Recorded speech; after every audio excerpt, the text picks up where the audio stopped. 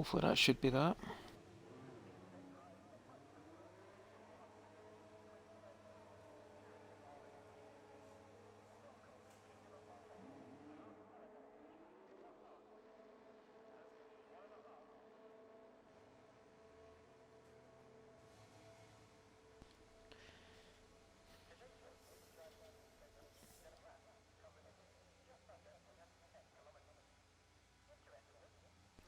And on that, I think we'll get underway. And yeah, good evening, Shadows in the Twitch chat. Good evening, everyone. Welcome to the FPRL Round 2. Round 2 of our Tier 2 Championship. Tonight, we are going around the Bahrain International Circuit. Last time out, it was IFC Pines who picked up the victory in the Red Bull. Can they make it back-to-back in Bahrain? We'll find out by the end of the evening. I am Cruiser 1872, and I am joined this evening by David Lawface, who had to leave the commentary box for just a quick moment. And in a shocking turn of events tonight, we are joined by an actual Red Bull driver. We are joined by Sergio Perez, apparently, in the lobby. Anyway, doesn't sound ideal. You get the track map and lap data up, as we are always professional. Anyway, and a good evening to you, David Lawface, and the floor is yours. Yeah, so pleasure to be here as always. I don't think I'm in the lobby yet because I'm just sorting out my audio settings. But yeah, pleasure to be here. Looking forward to another really decent Tier 2 race tonight. And well, after last week, I think we're in for a cracking time. Well, here's hoping there isn't any thunderstorms to compete with on track, as last time out in Australia it was a very neutral race, and I'm seeing as well legends saying big up the Alfa Romeo. Good luck as well to everyone, of course, on the grid. They were just following Tiddlewink for their final, well, I should say their first run in qualifying in the final corner for the Ferrari, and it's a 1:34.4 for the Ferrari. Time to be found there, I am sure. And it turns out Sergio Perez is still in the lobby. Hopefully someone can take their seat. I'd imagine that would be Genevieve who's meant to be taking their seat. Or actually, we've got a bit of a bug, of course. Showing Sergio Perez in the lobby, but it's actually Silverside Boy down in 18th place. How have Codemasters done that? I don't know. Oh my goodness. Yeah, Yorkie pretty much summing up for me, saying why is Checo racing? Extra bonus pay, I don't know. And Michelo, good evening to you in the chat, as Diamond, to no surprise, who apparently said that they're slow round here because they lost to me in Tier 3. Yes, I will hold a grudge on that, Diamond. A 1:30.4 already in the AlphaTauri, some 4 seconds already ahead of Tiddlewink. Meanwhile, my commentary partner for the last few weeks, the General Jake, hopping in the Mercedes for the evening, finally taking up a seat in Tier 2. And Maestro, good evening to you as well. All the viewers rolling in for our Tier 2 race. Some actually on the grid for a better perspective of the race. Others just here for a good time. And as well, the channel legend Colin in the chat. C. Davies, good evening also. And as well, Jake, I know you can hear me. From a comms perspective, good luck. And don't comms curse yourself. Meanwhile, Hirsch on a 1:29.6. Yep, as David said, leave that to us. Tiddlewink improving to a 29.9. Phenom now on a 30.0. And Reese in the McLaren on a 1:29.4. So already dipping below the 1:30 mark. Yeah, and I've just about got in the session, I think. Oh, that is loud. But yeah, here we are. Q1. I think it must be the lights on the track. It always looks just that little bit foggy here. But alas, here we are. We see a real mixture of tyre compounds at the moment. About half the field at the moment, I think, on the medium tyres, getting that potential banker lap in. And I think the delta is fairly large around here for the medium tyres, but we'll see if one or two manage to scrape it in. At the moment, Phenom is the fastest on them. 30 dead. Oh, no, never mind. Ashdown goes P3. with a 29.9. It's still awfully close there, Cruiser, isn't it? Up at the top. Yeah, we're just getting started for qualifying, so we will expect the banker laps to be coming in. And yeah, as we just saw in there, as we just seen there, and as we just saw, Jesus, I can't English this evening. I'm sorry about that. But yeah, we got just over 10 minutes left in Q1, as you mentioned as well. Shadows dipping below the 90-second barrier. Reese still leading the way, and as mentioned as well, quite a bit of tyre strategy so far already in qualifying. We're going to jump over to the Alpine of Law, who I remember in their first race in FPRL took a podium, actually, in this exact car, so hoping to repeat the successes of that race, which I believe was at the Circuit of the Americas. So Law on their first flying lap on a set of softs, and as mentioned as well, the tyres, 5 drivers already on a set of medium tyres as Drownsy makes his way into the lobby. It means we're just waiting on one more driver, which I believe is Junuvane in the Red Bull team. Their teammate IFC Pines still in the pits, so playing it a little bit cautious as Jaffmaster on the 29.1. Jaffmaster proving they do have a lot of pace to offer, but they just can't seem to have any luck in the races, and in Law as well, going below the 129s into the 28.9. It's a very quick lap time there for the Alpine, and Diamond as well. Good evening to you, sir. You absolute fraud. Yep, tier 2 fraud. Tom Douchey in the chat. Yeah, well, about so 12 drivers currently have their laps set down. The field spread is, well, ignoring Monkey's time. He probably span at turn 3, knowing the no traction runners. That the entire field covered by 5 tenths. No, 1.5 seconds. Get it right. I can't maths. You can't English and I can't maths. The perfect pair. Who needs them? Between us, we've got a C in one of the subjects. GCSE, mate. Ah well. I suppose at least between us we pass. You know, Monkey Boy Kurt definitely improving now. Was P6. Sneddon's just took that right back off them. So Monkey Boy Kurt now down in 7th on a 29.8. I think that might be borderline to get through to Q2. We'll find out in a moment as Nigel Peddle now displaces Monkey Boy Kurt. First it was Sneddon taking away 6th, now Nigel Peddle taking away 7th place. But Sneddon and Peddle, 2 thousandths of a second between them, and we know how close they can get on track, and they've proven it once again so far in Bahrain. Meanwhile, the top 4 just going in the pit lane now. And we'll jump down towards the foot of the field. We've got IFC Pines just on their outlap now, very deep in towards turn 1, but these cold tyres, something to consider for the race also. Cold tyres leaving the pit lane, it's absolutely terrible to get your car stopped and just get it nose turned in towards turn 1, at least from experience, because you're almost just going straight on. You've got to brake so early to even make the corner.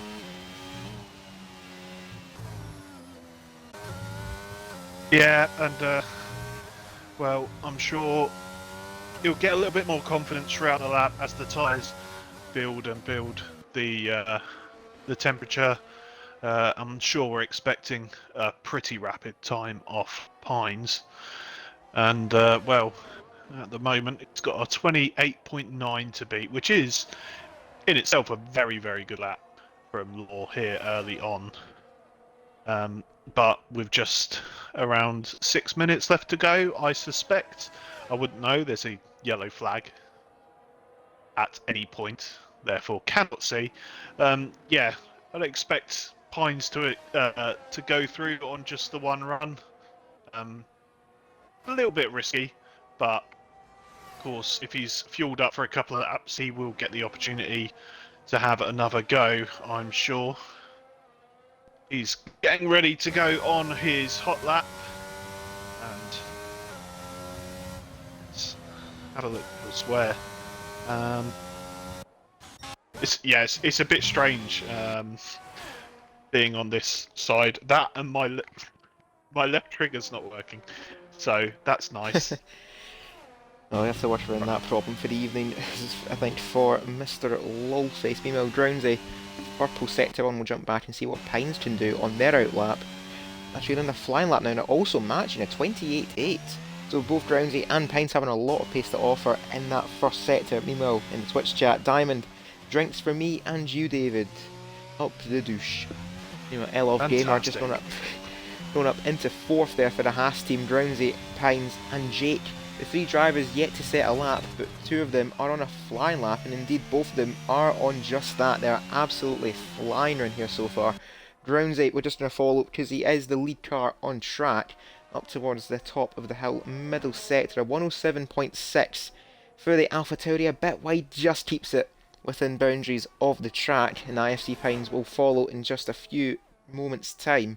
But Drowsy's going to head to the finish line first to set their first lap in Q1, hopefully their only lap in Q1 for the AlphaTauri team.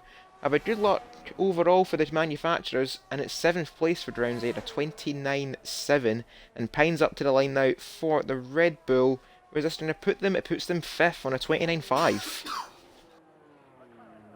Yeah, not a bad lap overall from Pines. I know, and we all know he can go quicker. But that's not what Q1 is about. Q1 is about getting the time in, making sure you're comfortable with the track, and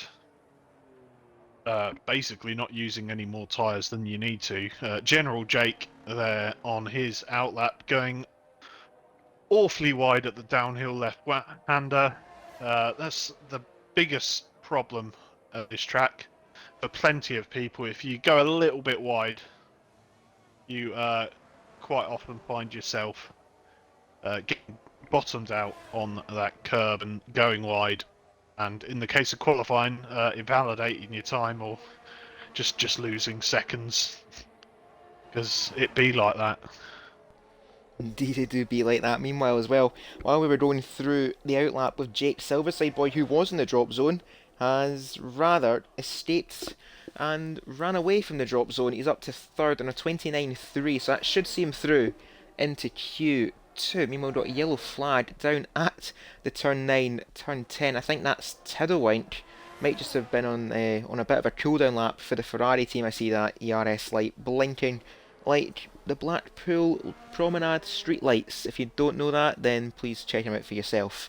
But Tiddlewink should be through in that Ferrari Silverside Boy, as mentioned too. Jaffmaster up in second, and Lot retiring in the pits should be safe also. And more times roll in, we're seeing Hirsch midfield maestro in a 29.6. Hirsch is actually going out for another lap just behind the driver we're currently watching right now on the stream, General Jake, my Tom's partner, and as mentioned, I do hope they don't call Toms they'll call Toms curse themselves. There we go, got it there in the end. I told you, English is hard. Now in that Mercedes now up towards the second of the DRS straights. And now turn 11 on this track.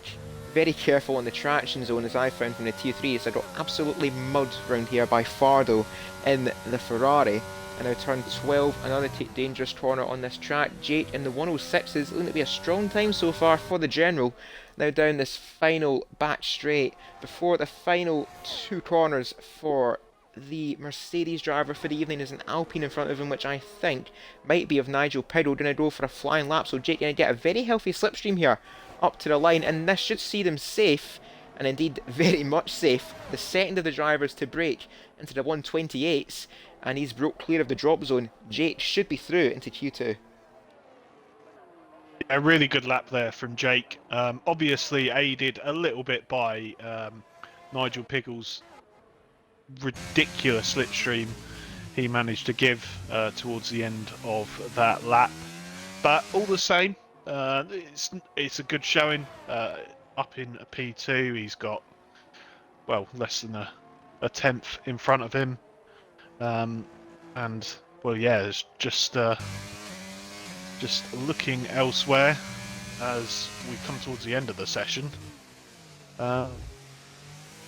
There's a shock or two in that drop zone. I suppose that is because of the medium runners not going out until late. But yeah, I'm sure there's a few drivers down there we don't expect to see, so they are all coming out once again, and it kind of looks like everyone will get out that wants to. Hirsch is just coming out of the pits now. I think He's not got enough time, I don't think, and I'll be right back. The duty calls for David Lawface, and as you mentioned too, Hirsch. I saw that on the driver map there, Hirsch. I think you've sold yourself there, mate. Taking a rather interesting line. Meanwhile, Nigel Pido very much out of danger. A 28.9, the third driver. We're all starting to break into the 128s here, and that now means Snedden is on the bubble, but he's going around the final corner now, and I think Hirsch is very much in trouble. And a 29.6 is Snedden on a 28.7. We're just collapsing through the times here. Meanwhile, Diamond and Phenom, both of them in the drop zone. Massive surprises across the field. Shadows too. He's up by 2/10, tell a lie. He's up by nearly a second on their lap. Lex is just beginning their final lap now, and they need to find improvement as well as Drownsy. Both of the Alpha Tauris in serious trouble so far. Midfield Maestro starting their lap as well. And IFC Pine, somewhat of a shock to be in this sort of position right now, as Elov Gamer is not going to set a lap time, and neither is Hirsch. As Hirsch now rolls it into 14th, as Phenom sees himself through in 7th, Shadows rolls up into 4th. That now puts Midfield Maestro into the drop zone, and Hirsch on the brink of elimination. It's going to be absolutely horrible for the Ferrari team as Pines there. Did he abandon his lap? I saw him getting very out of shape at the exit of turn 10. And I wonder, is he being held up here by the Ferrari in front? He's going to almost run into the back of him here unless he gets out of the way, and he doesn't, but he's found a 10th of a second.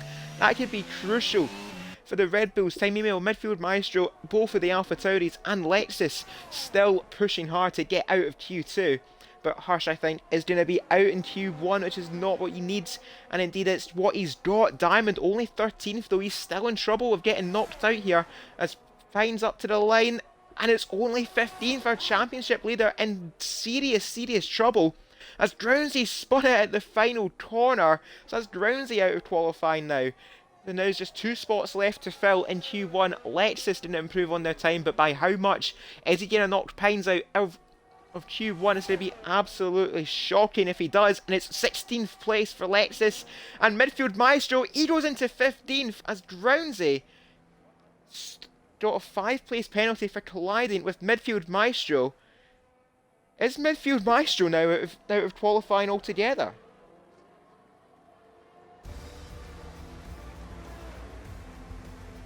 I'm not too sure what Drownsy was doing there. He seemed to have stopped on the finish line, and Midfield Maestro just clattered right into the side of them. But we will see now, is Midfield Maestro out of qualifying? Indeed he is! So Drownsy, in turn, was not happy with his exit in Q1, and Midfield Maestro has completely took them out. But Midfield Maestro saying in the chat that his car wasn't ghosted. I think Drownsy may be in a bit more trouble than he realises there, rather than just a 5-place grid penalty, although be it yes starting from the back. But the big shock as well, IFC Pines, the winner, who controlled the storm in Melbourne, has rather felt a bit of a dark day so far for the Red Bull, and he's out in Q1. Yeah, definite upset there, but I'm sure he'll pick up come the race, and of course there's still plenty of the night to go. And Silverside Boy saying there that ghosting is off in the lobby, so Midfield Maestro is rather obliterated himself in Q1, and Shadow saying as well that both of the Red Bulls would be in the bottom 5. Indeed, Junivane not making it yet to the race so far, and Pines, we did see it, he did get blocked by the AI of Junivane, not by Junivane, excuse me, of Hirsch, and that has, in turn, that's knocked out Pines very early. And Midfield Maestro saying, I could have easily avoided it, but chose to drive into it. Right, well that just made you look very silly then. So it's your fault. Anyway, moving on to Q2, and of course the prize for getting through is a top 10 shootout, or in this case, if you don't DNF in qualifying, you should get through. I would hope, Midfield Maestro.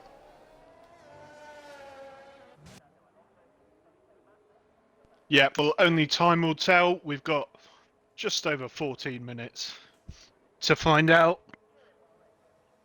And, well, I think think there could be a few. What's the word? Twists Surprises. in the tail. There we go.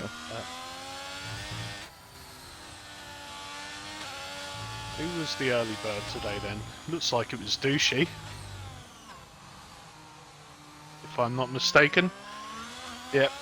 It's so. I don't know about you. I still find it incredibly weird seeing these drivers in different cars. It will take a while after last season, but yeah, I think. Oh, Tiddlewink. Oh, That's one way to heat up the Ferrari in the tyres. mud.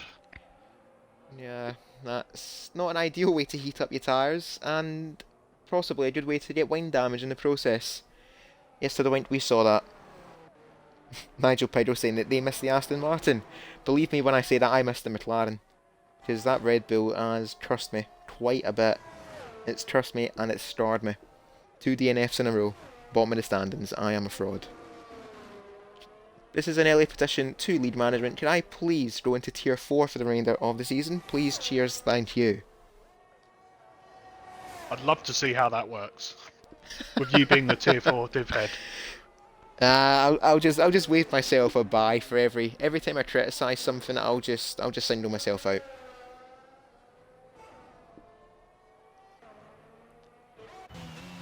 Yeah, well, that sounds more than fair enough. To be honest, you were always a bit dodgy anyway. I've only Just had got one penalty. race. Yeah, well, no comment. It's 100% record for penalties at the moment. Actually, I don't know. Obviously, Wednesday night's come and gone. Well, I did have a penalty, but I retired from the race, so it's been rolled over to the next one. So take for that what you will. Would it be 100% so far for the penalties? I'm gonna say no. You didn't get a no one, so you're right. I was surprised that you did retire though, given that you had that You can 5 seconds. You can blame the Red Bull pit crew for going on strike and not fixing my front wing. Watching Diamond up to the line in the 29.6. We've been so sidetracked by how much of a fraud we are, and we've completely missed the opening lap so far. Diamond on a 29.6, Revenzilla on a 29.8, and I'm seeing, I think Tiddlewink is really starting to struggle here, and indeed he is. No wind damage though, but he is spinning like there's no tomorrow, and I think he's going to be flipping mad in that cockpit. Yeah, really not going well so far for the Ferrari driver. He's still got plenty of time in Q2, and well, he has out-qualified his teammate once again this week. And yeah, he's just got to get his head down and build up that confidence, and I'm sure he'll be capable of putting in a decent lap, getting him into Q3, or at least with a chance of getting into Q3. And he's not going to be going again. He's going to be coming into the pits now. So let's take a look at someone else. I'm quite far away from my TV, so I can't really tell who is who. Well, we're currently riding on board with the Williams of Snedden, and as mentioned too in Australia, for those who don't know, Snedden and Silverside Boy once partners in the McLaren, indeed partners once more in the Williams team. You couldn't have scripted it, much like you couldn't have scripted David getting a Ferrari for the 3rd season in a row. And speaking of 3rd, Snedden moves up into 3rd place, a 1,000th of a second behind Law on a set of medium tyres. Law really showing he's got a lot of pace around this track so far. Meanwhile, we got Elov Gamer and Nigel Pedal, the 2 drivers on their outlap currently, as Tiddle went back in the pits, presumably for a new set of softs. Silverside Boy in 10th on a set of mediums. That's definitely a banker lap for the other Williams driver. Shadows 2 and Revenzilla, both Aston Martins so far in the top 10, but they are not safe whatsoever. I get the feeling that's both a banker lap for the pair of them, and Jaffmaster 2 along with Phenom. These 2 very quick drivers in qualifying, only 6th and 7th. So they could be seeing a few more surprises here when the checkered flag falls in just over 9 minutes time. Yeah, just flicking through the guys in the field. Nothing too much going on. Snedden went for a lovely little spin on his in lap. But I see we got a few drivers now on their fast done. Well, I say a few. I mean two. That'll be Elev Gamer and Piggle. Well, take your pick. Take your pick, Cruiser. Who we following? I'm following Ilov Gamer in the Haas, just going through turn 7 and then careful towards turn 8, 9 and 10 of the outside curb. That will send you to the next country, which I believe would actually be suitable, because next week we head off to Abu Dhabi. What ended our season is starting our season very, very early.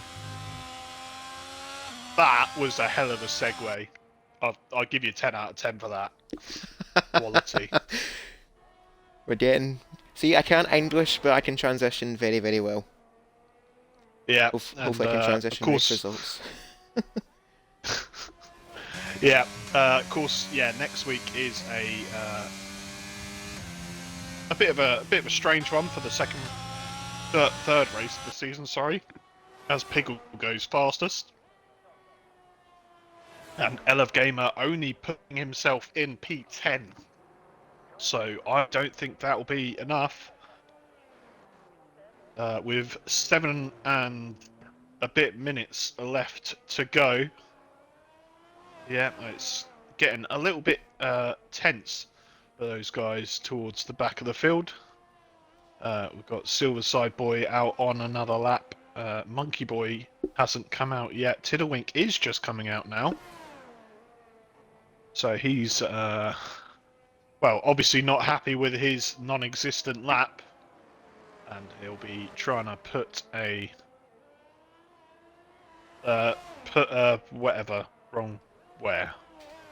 Rectify that. There you go, that's words. Hey, there we go. I did a words. You... Well, there we go, at least one of us trying English here. Diamond saying 3 Welshmen tonight, up the Welsh. Totally. Wales. Welcome Welcome to Wales, the land of 0 vowels. Whose coat is that jacket? Anyway, we do apologise for the slight mockery of the Welsh. Looking at Jaffmaster, I apologise. I don't apologise. I own it. At least one of us does. At least one of us owns up to their terrible accents. Anyway, Silverside Boy. Well, at least Diamond sees the funny side of it. Anyway, Silverside Boy just starting their second lap, presumably in a set of new soft tyres. Just over 5 minutes left to go in Q2. He might have enough time to have one more lap if this one goes a bit wrong, but he's up by 2/10 currently, so that's a good start for Silverside Boy. And if he does, I would say, if he'd managed to find just half a second, he'll find himself up in P7, a gain of 5 places. And I'm seeing that you are taking absolutely no apologies whatsoever in the Twitch chat, David. Yeah. Appa. Yeah, so approaching the 5-minute mark, and yeah, we can see drivers now building up or on their presumably final attempts. It's a little bit early, but as you're following Silverside Boy around, and I have obviously just got the stream up on my phone so I can see who you're following. Hey. Should we take him for a lap? When I say take him for a lap, is he already on a lap? He is already on a lap. So there you go, that's the end of the lap. Fantastic. And that's made our job a whole lot easier. Yeah. 29 dead from Silverside Boy. And that's put him up into P2 for the moment. And is it me or are the times getting a little bit slower? I'm not too sure, but regardless, a 29.0, it should be enough. It could be borderline, I don't know, because the cut-off in Q1, I think, was a 29.5. So we've got to find half a second for Silverside Boy to be in at least in the drop zone. But I'm not too sure if that will be a worry. Anyway, Tiddlewink, 14th currently, yet to set a lap. The only driver so far, with just 4 minutes left, yet to have a lap time on the board. But a purple middle sector, I'll see it when I believe it, Codemasters. Up to the line for Tiddlewink. And that Ferrari, where's it going to put him? Okay, yeah, it was purple. A 28.7 for Tiddlewink, and that should have him through to Q2 very, very easily indeed. Yeah, real decent lap there from Tiddlewink. Finally pulled it all together. I bet he probably wishes he'd left that one for Q3. But he should be through now, as General Jake has gone up into P2. It's a good lap from him. But yeah, Tiddlewink finally showing some pace for the Ferraris in Tier 2. And long may it continue. Hopefully for Tiddlewink, indeed, long may it continue and get a maiden pole, I think, in FPRL, or at least a maiden pole for this season. Season 5, and Tiddlewink narrowly missing out on a few victories across last season, but I'm sure he will have a victory soon enough. Meanwhile, Jaffmaster just starting their final run now. Just under 3 minutes left themselves, and Phenom, I think Phenom has actually backed off of that lap, and because he's done an outlap. It was going to happen at one point. Cheers, Toadmasters. Reese on their outlap as well, along with Snedden too. Everyone doing it very early for their final runs. I'm not sure what the pattern is here, but seen there, I Love Gamer in the drop zone in 12th, yet to make any moves, but everyone around them on a flying lap, or at least on an outlap. Yep, and as I frantically try and pick up my controller that has just fallen on the floor. Oh no. Whilst balancing a phone, pizza, and a dog. I'm proper set up tonight. There you go. Got the controller. And most importantly, dog hasn't got the pizza. We love the dodo. Happy days, but we all love the dodo. Anyway, Law up to a 28.7. That Alpine really having a lot of pace so far. That should have him through to Q3. Also, Shadows now in the drop zone. Jaffmaster on the drop zone brink as well. But he's up by half a second, I think, by that middle sector split. But Phenom 2 has to be improving on their time, along with Reese and Snedden. I Love Gamer is on their outlap, so he will have that one more chance. And will probably be the last driver to set a lap time. It's currently in the drop zone as Jaffmaster goes up into 5th. That now puts Silverside Boy down into 6th on a 29.0. Is Silverside Boy in trouble here? He's now in 7th. I think Silverside Boy is retired too soon. Yeah, it's going to be a nervy couple of minutes. The Williams driver and that 29 dead, not looking ideal. It's looking even worse now. Their teammate Snedden on a 28.4. Silverside Boy, I think he's regretting his mistake. Meanwhile, Reese up by 2/10 on their lap. Diamond up to the line to start their final run. Then we'll have to wait for I Love Gamer 2, who's actually just starting their run. Also, Shadows is up by half a second. That currently is not going to be enough. It will put him up to 9th, but everyone around them still on a lap. They will have to improve by quite a bit in this final sector if they want to get out of Q2. Up to the line for the Aston Martin. Is it going to get him through? It puts him 6th, and it's gave himself a damn good chance. Silverside Boy is in serious, serious trouble here. He is sweating buckets. Oh, Phenom's gone round. Phenom's gone round. No.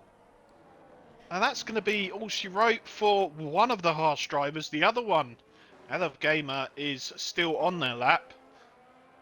And Monkey Boy Kurt has invalidated. Will he get to the line? He's going to be close. He's just done it. He's got one more chance as Monkey Boy Kurt, but that was milliseconds between his exit.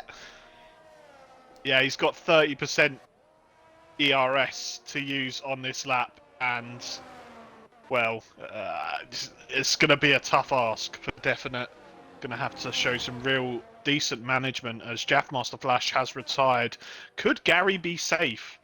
Phenom spun, obviously. I Love Gamer now coming around the last corner. He was just shy of 4 attempts up, and across the line he comes, and that knocks Silverside Boy into P10.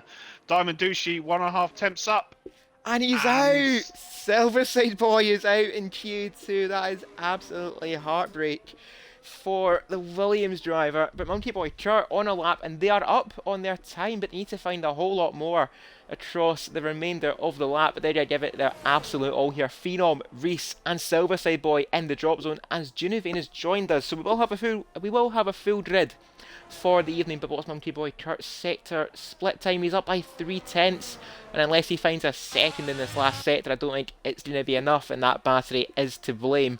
But at least he gave himself a fighting chance. But it was a bit of a mismatch. No ERS, and he's going to be knocked out in Q2. 14th only from Monkey Boy Kurt. Phenom making the mistake on the final run out in 13th. Reese in 12th. And Silverside Boy separated by a tenth of a second from 8th from 8th place down to P11. And that tenth of a second proving costly for Silverside Boy as they are out in Q2, and Jaftmaster just making it through by 0.04 of a second. That gap in the drop zone is so close. Yeah, and well, to quote Star Wars, your overconfidence will be your downfall. Obviously, when they said in Star Wars, they didn't stutter when they said it, but yes, big names out in Q2, and well, each one of them is a guy you say could definitely be in Q3. Is of course Monkey Phenom, the Tier 2 champion from last season, unable to make it through to Q3, and in front of him we've got Reese and of course Silverside Boy. And as well, we have Pines knocked out in Q1, and also we got Junivane joining us too. We got Drowsy knocked out in Q1 also, I believe, and Junivane will be starting from last. I'll be starting from 19th through the Drowsy's penalty. And midfield Maestro too, we got some very, very quick drivers knocked out in qualifying. So this grid is going to be very, very shaken up here as we get ready for Q3. We got Tiddlewink, Jake, Jaftmaster, Diamond Fraud, Shadows, Snedden, Nigel, Revengezilla, who's been rather unnoticed in this qualifying session. Don't know about their business getting into Q3. We've got Law, and we've got Elov Gamer in the Haas. We've got 10 drivers, but only one of them can take pole position. Who's it going to be? Let us know in the Twitch chat. And I wonder if David is getting our poll for poll up right now, or if not, just chuck a vote in the Twitch chat. Let us know who you think is going to get pole. And I think I'm going to try a bit of reverse psychology here. I'm going to throw a comms curse at the commentary team that used to be. I'm going to go for Jake to get pole position here. Yeah, unfortunately, the poll/poll command does not work from the mobile app. Oh. So I'm going to have to just throw out my suggestions. I'm going to say probably looking at challenging for the top place, the end of qualifying today. I'm gonna say Nigel Piggle.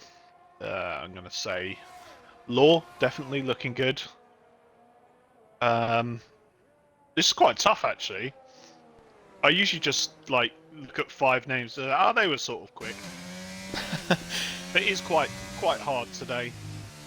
I'm probably just as well saying that any one of them could probably get pole.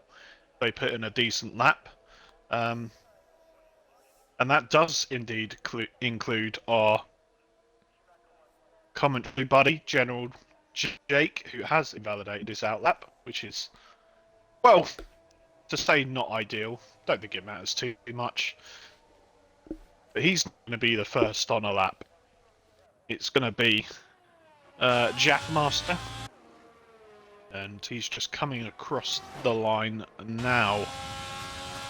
So down the start-finish straight into the first heavy braking zone of turn 1. Interestingly, opting for gear 4 through that, but it's providing good traction and he's managing to get around towards turn 4. And he rounds the turn, and we're going to get the sector 1 split now. That's a 28.657. And now the tricky technical second sector. You got to get it slowed down nice and early for that first of these 2 hairpins, and this corner, as we've said so many times, so tricky to get right. Got to straighten up and then plant your foot as you come down the second DRS straight under the DHL sign, past the cranes, and braking just in front of the 50 sign down into fourth and round the uphill left-hander, then the tricky right-hander, still going uphill before this corner that just sort of comes to you. It does the opposite of fading away. It's a tricky corner to master. You can gain tenths in it, but after that, a straight, and now the last corner, a bump on the inside curb there. You want to kiss it, you don't want to ride it. That is, well, peak as Jap Master Flash goes across the line. And he It's did the 28.8 for Jaff Master, and Jake follows with a 29.0. Snedden matching Jaff Master on a 28.8. Next up's going to be Tiddlewink in the Ferrari. He's looking good so far as Tiddlewink. It's a 29.9, so that's going to be a used tyre set. Meanwhile, we've got Elov Gamer just starting their lap, giving a nice tow there to Revenzilla and another driver below the 29. So 128.9 for Revenzilla as Lot goes on a 28.7. He's got so much pace this evening as Nigel Piddle just starts their lap now. As we see a yellow flag in the first sector, that's Tiddlewink getting out of the way of Law, and indeed, oh actually I think Tiddlewink either has spun or he's done a very good parking job. I think it's probably a bit of both, to be honest. Yeah, you've seen it here first. The first Ferrari driver who knows how to park properly. Last time Carlos Sainz tried to park his car lit on fire. A la Austria last year. Well, anyway, that joke landed flat. So we move. So 7 minutes left of the session. Everyone pretty much, barring Shadows, Piggle, and Elef Gamer, got their first runs in. Well, those times will start coming in very soon. I couldn't tell you who is next up, but it won't be Nigel Piggle. Piggle has invalidated his lap. oh, So it's all down to Elef Gamer and Shadows. Elef Gamer will be out first. Well, will be across the line first. It doesn't look like a particularly quick time. So it's going to be a 29.5, which is enough for P6 at the moment. But he will need to improve to stay there later on in the sesh. As, of course, Piggle has definitely just invalidated this next lap. Surely. and he has. And he has. No, Nigel. Meanwhile, one Alpine heading the field, the other one at the foot of the field. Nigel Piddle invalidating their next run, but to be honest, I don't think it would have mattered anyway. He'll be heading into the pits, and I think that's just really more to get just an idea of where his pace is. Meanwhile, Shadows is actually going for another push lap here. He's up, apparently purple in the first sector. I'm not too sure if that is true or not, but we'll stick with the Aston Martin for the remainder of the lap. And Nigel indeed saying it was for a delta time, and he didn't have a front wing thanks to the Revenzilla. That's possibly something for the stewards to discuss. Anyway, we'll leave that. To be fair, it was probably something Piggle said Most likely. that rubbed him up the wrong way. So fair enough. I'm sure the stewards will turn a blind eye. Well, they usually do anyway for real world Formula 1. Anyway, Shadows, oh, they're definitely in a flying lap here. They're up by nearly a second on their best time, and there was Elov Gamer getting well out of the way. On a 29.5 is Elov Gamer. Just, I think, heading back into the pit lane, but Shadows is going to go and complete this lap. Much better than their first run. Is it going to be good enough for a provisional pole? It's going to be close. And indeed it is, a 28.7. And Shadows, from out of nowhere, is in provisional prime pole position. Yeah, really great lap there from Shadows. He improved on his delta by a whole 2 seconds. And, well, that is put him marginally ahead of Law with 4.5 minutes to go. So let's see what other surprises we've got. Tiddlewink is out on an outlap, as is General Jake, just making his way out of the pits into Sector 1. Yeah, it's all to play for here at the end of Q3. And yeah, I can't contain my excitement. We can tell. Anyway, just a quick note as well. Jake has somehow managed to drift out of his pit box. I don't know how he's managed that. I don't know how he's done that, but he's managed to do it. So, at least he's managed to eat up his rear tyres. That's one way of doing it. I'm just looking as well. Again, much like Q2, everyone going out very early for their final run in Q3. We got Jaffmaster just on an outlap now. We got Tiddlewink about to start their lap. And I would say Shadows is on a lap as well, but that would be an in lap. So you'll probably get another set of softs on in just a few moments' time. As I think Tiddlewink is just starting their lap now, so we'll jump down to the Ferrari on a 29.9, definite improvement, I would imagine, at least for Tiddlewink, as he just goes through the first set of corners now. Careful not to invalidate around turn 2, so easy done, and then turn 3, don't want to run too wide. Then the second of the DRS zones up towards turn 4, a corner I know and love too well from season 4. Good times. Now around towards turn 5 and then turn 6, immediately following, and then turn 7, hairpin, just hard on the brakes, careful, and then just gentle on the throttle on the exit. And now towards turn 8, turn 9 and turn 10, as mentioned before, and we'll say it again, a corner so hard to get right. He just kisses the outside curb, but gets it turned at least. And now the third DRS zone on this track. 3 DRS zones, so expect a lot of overtaking for, at least for the race, we hope so. As Tiddlewink around turn 11 and turn 12 in the Ferrari. Careful to avoid the inside curb. Again, these curbs are deadly around here. And indeed he's up by almost bang on 1 second. 0.999 of a second. Tiddlewink, it was so close to being perfect. He's hoping though this is going to be the perfect lap. He's looking good to get a chance at least for provisional pole. 2 minutes left to go in qualifying. Tiddlewink up to the line. Where is this going to put the Ferrari? And it's going to put him up in third, 1,000th of a second behind Law, and the top 5 covered by just over a 10th. This is dangerously close. Wow. Yeah. We know these drivers are close, but time and time again they put in performances like that. So 1,000th at the moment, separating rows P2 and P3. Oh, General Jake. Where's he got that from?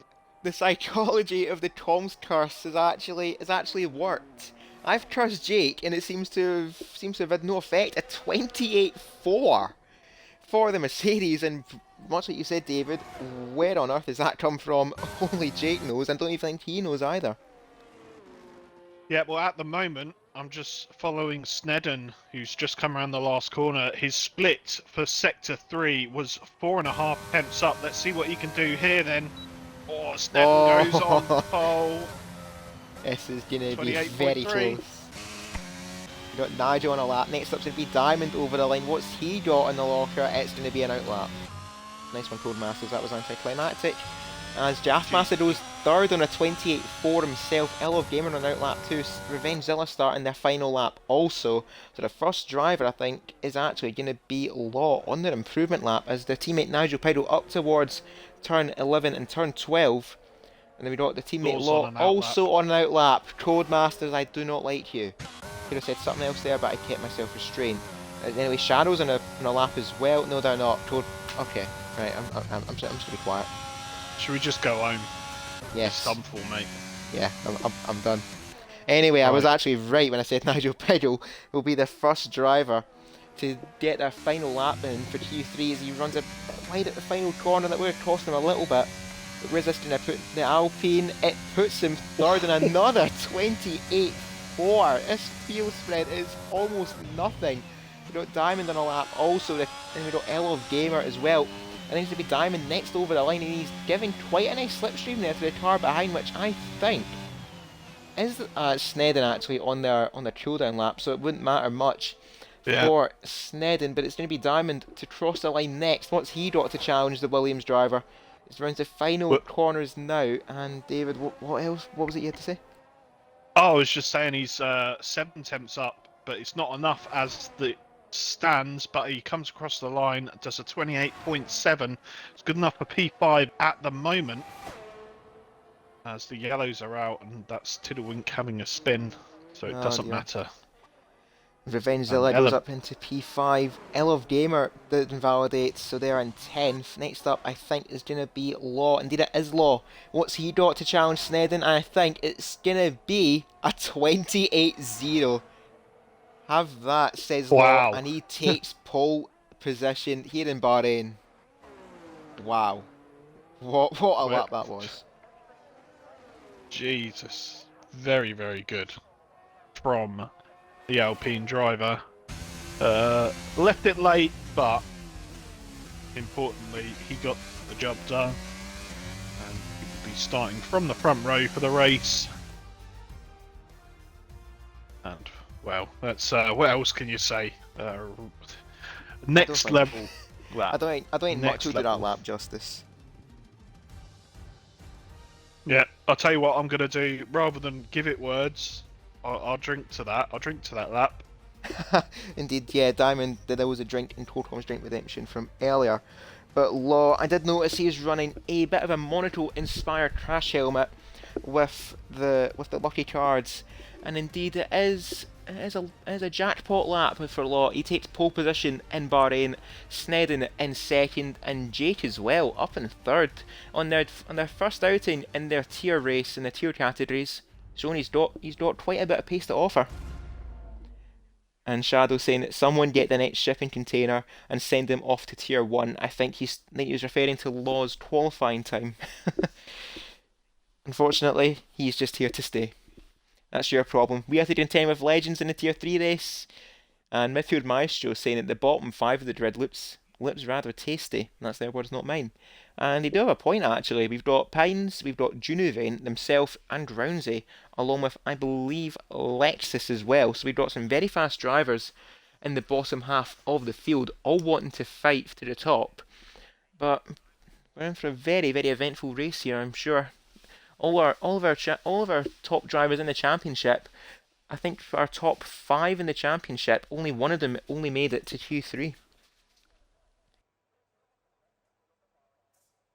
Yeah, and that goes to show that if you're not on the ball on the night, you can, well, you really suffer in qualifying. But their loss is other people's wins. It just goes to show how close together these tiers are for the most part. And well, it's going to be exciting the rest of the reason. We're only on race 2, but yeah, I'm really really looking forward to it. Indeed, we're only on race 2 of 20 for season 5. And if we can keep this up for another 18 races, doubt it, then we're in for a very, very eventful Tier 2 campaign, much like last season.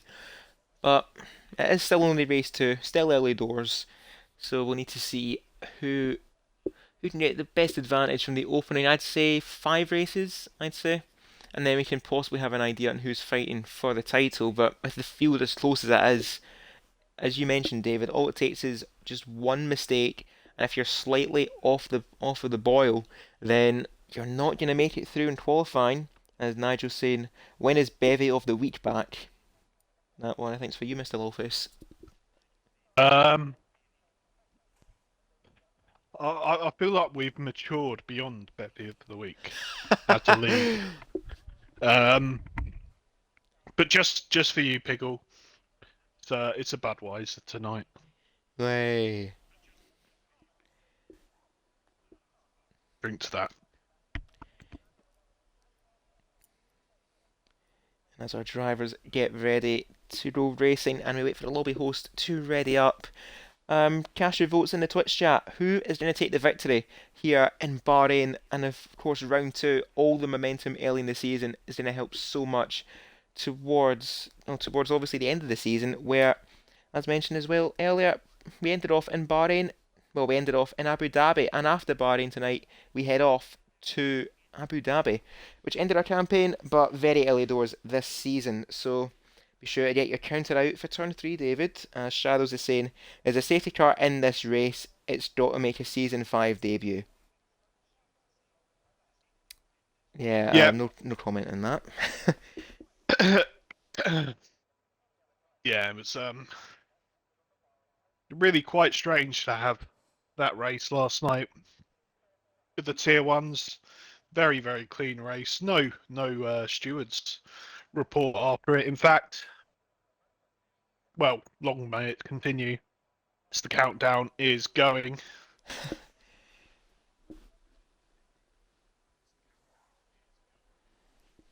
Oh, And the countdown is done, and we get to see now what our strategies are across the field. If we can actually get to see them, there we go.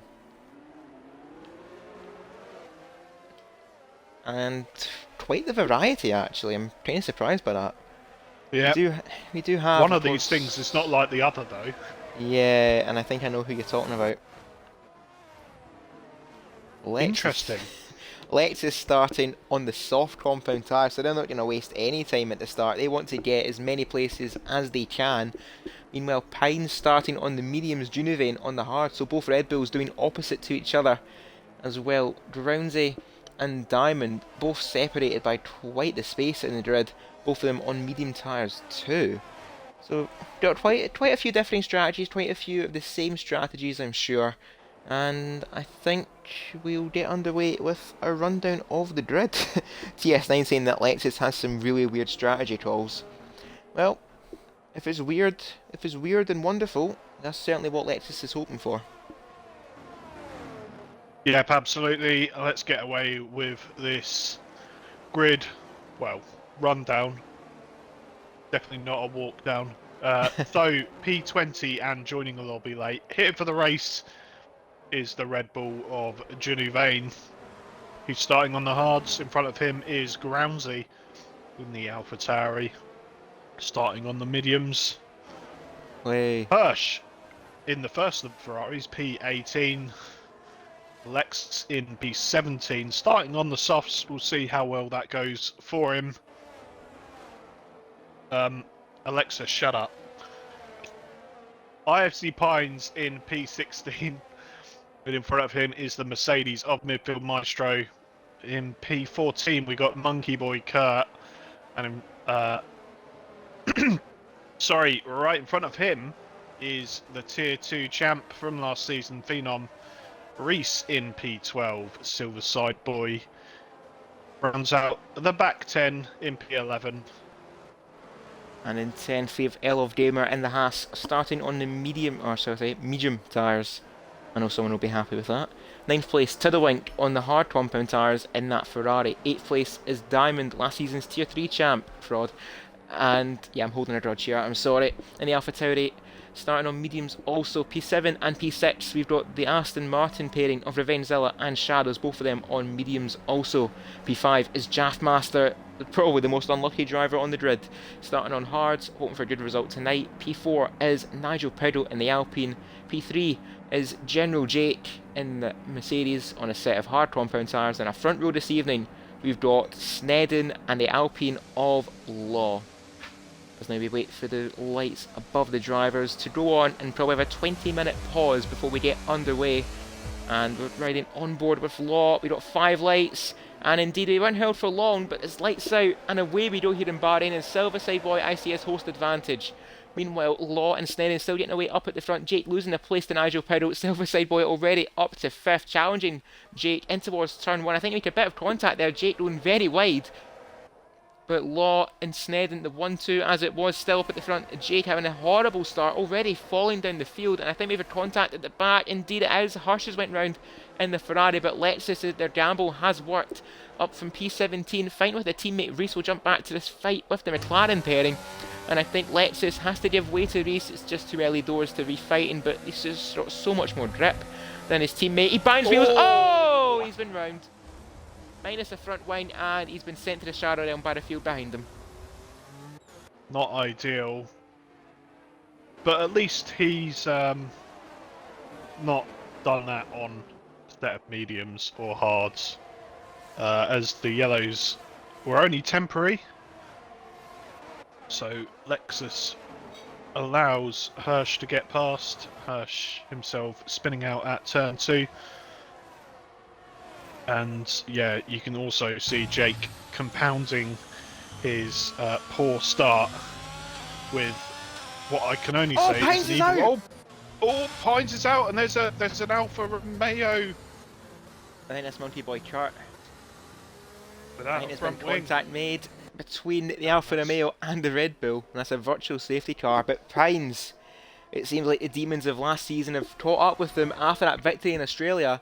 They're out on the opening lap here in Bahrain.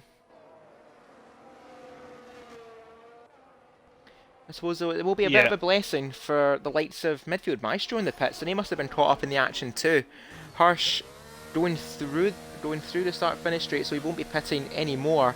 Midfield Maestro leaving the pit box now, and let's see, he won't be losing too much time because of the VSC, but we do road green once more. Monkey Boy Kurt getting the new front wing also, so they wouldn't have lost too much time compared to a normal pit stop, but it's still a long way to go for the bottom three so far. Meanwhile, we're going to jump up towards the midfield here, as I apologise for some background noise if that's picked up. We've got Jaffmaster, L of Gamer and Diamond in this fight for P7. Ahead of them is the Aston Martins of Shadows and Revengezilla being held up a bit. Once again, an Aston Martin being held up by the Williams. This time it's Shadows behind Silverside Boy. Meanwhile, up at the front, Law and Snedden, Silverside Boy's teammate, within 1 second of the Alpine. Nigel Piddle playing rear gunner as well. And we got Snedden's teammate Silverside Boy in 4th. So far, Williams and Alpine covering the top 4. This could possibly develop in towards a very tactical game here, as all the drivers starting on medium compound tyres, so none of these drivers are playing the long game here. Yeah, and well, probably a few commiserations for those who had to pit under safety car. So earlier on in this lap, we saw Tiddlewink get in some trouble towards turn 6 or 7 or whatever one the hairpin is, and ended up getting overtaken by his teammate. So now the Ferrari's running P14 and P15, and General Jake is right ahead of him. Indeed, Jake trying to salvage what he can from this race, and Ginuvane trying to salvage what he can for the Red Bull team. Starting from the back of the grid though, up to 12th place. So a good start there for Ginuvane, at least a good start for one of the Red Bulls in this race, unlike their teammate Pines getting caught up at the back of the field and are out of the race. But as well, Jake down 10 places from the start, qualified 3rd, now 13th. At least he's made up a few places from the opening lap, but it's just not been the start Jake would have wanted, or at least ever considered. Meanwhile, Ginuvane as well, stuck behind the back of Reese in that McLaren. As mentioned as well in qualifying, I do love a McLaren around Bahrain, especially when I'm driving it. Not the Red Bull, because it's absolutely terrible so far for me in terms of luck. But Ginuvane looking to get past Reese here up the hill, but he's just too far back in this fight for P11. But these two can't afford to be fighting too much. They're 2.5 seconds down behind Phenom, who's catching up to the back of the Silverside Boy train here a little. It's actually becoming a little bit of a train itself. P4 down towards P10. I think Silverside Boys took a few notes here from Fish Sticks, all aboard the Williams Express. Yeah, I don't know how effective it's going to be, as he does have that Aston Martin right up his rear, and in fact right behind him is the other Aston Martin. So Shadows and Revengezilla both looking to split this top 4. Of course, the checkerboard of Williams and Alpine at the moment. Aston Martin want to get in and ruffle a few feathers, and I say why and not. The gap in front of Silverside Boy is growing. Indeed, all this fighting means he's losing time to Nigel Piddle, who seems to be running his own race a little bit. Not quite got the pace as Law or Snedden, but Nigel Piddle comfortably in 3rd place so far, just letting himself grow into the race. Silverside Boy, as mentioned, up to 4th, albeit with a host advantage, I would be sure, but that doesn't negate how good of a driver that Williams driver is. And as mentioned as well, we got the 2 Aston Martins behind Shadows and Revengezilla. Well, and as you mentioned as well, David, making it a bit of a checkerboard up at the top between the Williams and Aston Martin team. And then we got Jaffmaster almost out of DRS range. He's actually in danger of... Indeed, he is out of DRS range by the time we get down to the detection point just there. and he's going to be under massive pressure from Elov Gamer. So we're going to jump on board with the Haas, losing all of that ERS that they can, and the DRS in towards turn 1. Meanwhile, up at the front, we're going to actually have a look here. Up ahead of them, Shadows and Silverside Boy, Gary having to defend here against Ashdown, and it's just not working out so far for the Aston Martin. That Williams carrying a lot of straight line speed so far. But Elov Gamer, oh no, he cut the round! He might have been tagged there by Diamond, but I'm not too sure. But L into the gravel, and they are going to plummet down the order down to 12th and possibly even 13th places. Here comes Hirsch and Jake now right up the back of the Ferrari, and Hirsch is actually getting past Jake somewhere and all of that. So Jake down into 14th. But as mentioned as well, they are on the hard compound tires. They're playing the long game here, and as they oh, massive crash! And I think, Revenge Zilla's out. Oh, that's probably the softest hit in the barriers. And, right, Shadows, you called it. Safety car is out here in Bahrain, and the first time actually in Bahrain. So the race will get neutralised, and Snedden as well actually losing time there to Law. 1.7 seconds it was before the safety car came out. Silverside Boy losing out here, and Shadows up to 4th, Jaffmaster now 5th, and Diamond now up into 6th place. Silverside Boy, I wonder if he got tagged by one of the Aston Martins. Yeah, interesting to see how he got down to P7 with all the excitement that was going on. Could that have actually have been an incident between one of the two Aston Martins trying to overtake Silverside Boy? I think, well, oh, Diamond. Oh, douche. Oh, the douche. I'm getting a drink. Screw this. And douche has got a 5-second penalty. That's not ideal for their race. A Silverside Boy is held and is now going to be behind Diamond from the pit box. That's not worked out well there for Silverside Boy, but he's doing a set of hard compound tires. I'd imagine that would try and get him to the end of the race along with Diamond. They're carrying that 5 seconds. I know all too well about carrying penalties. But up at the front as well, Law, Snedden and Nigel Piddle, the top 3 staying out. And we've got Jaffmaster now up in 4th, and Phenom making up places too, up to 5th from 13th, keeping their nose clean and making up a lot of places. We've got Shadows getting caught up in the collision, I think, between the Williams and both the Aston Martins. Now 6th, Genevieve from the back of the grid up to P7. Then we've got Hirsch, Jake. This will help Jake out a little bit, starting in the hard compound tyres. You can go that a little bit longer into the race, now back up into the points in 9th. And we've got Diamond, the first of our drivers to have made that pit stop under the safety car, in 10th.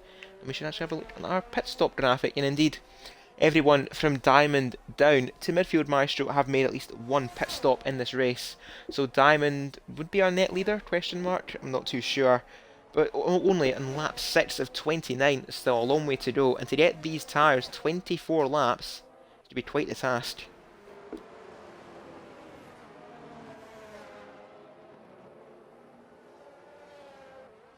I'm still getting my drink. L, what have you done? That's an interesting place to crash. I'm not too sure what Elov Gamer was doing there, but they've went completely into the barrier. Unless their control is desynced, I'm not too sure. But Elov Gamer crashing under the safety car, and they're also out of this race on lap 6. I'll tell you, on lap 7 we've lost 3 drivers already. Pines, Revengezilla and Elov Gamer, all of them out and going for an early bath. Meanwhile, Law, Snedden and Nigel Piddle, as mentioned, up at the front. Law was starting to pull away from Snedden a little bit, so I wonder if Snedden was just saving their battery, or indeed Law was using a bit more of that battery to pull that gap. And Silverside Boy saying they think they've beaten Scotsman's host advantage from P11 to P4. That's not something to be proud of. It's Monkey Boy Kirk back in the pits. That could be for a new set of hards. Indeed it is for a set of hard compound tires. So the Alfa Romeo looking to go to the end, but their teammate Jaffmaster up in 4th. So a good tail so far for one of the Alfa Romeos. The other one has got quite the recovery drive left for them in this race. And I think if the field does bunch up, safety car should be in at the end of this lap. But when these drivers are out in a pit, well, when these drivers from Jake up towards Law make their pit stop, it'll be even more crucial because Diamond Duche is going to be absolutely rampant at this restart.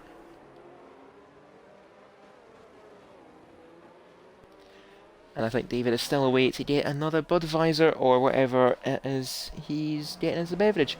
And Shadow saying that he got another glitch in the game. Don't we love it? They froze and dropped back to 6th place and quoted it as so annoying. There's another word in between there, but I will not dare repeat it.